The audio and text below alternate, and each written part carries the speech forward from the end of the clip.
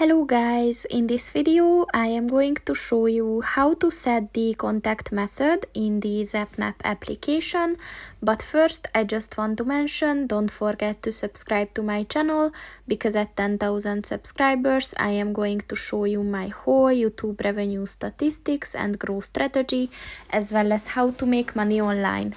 Let's jump into it. First of all, open the application on your phone. And then click on the settings button at the bottom of the page on the right.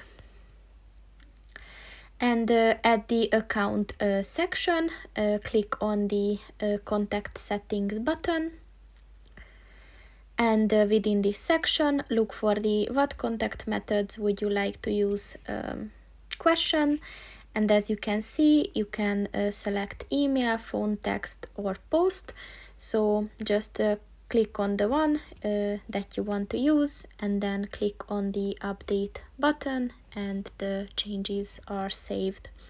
So that's pretty much it for this video, guys. See you in the next one. Goodbye.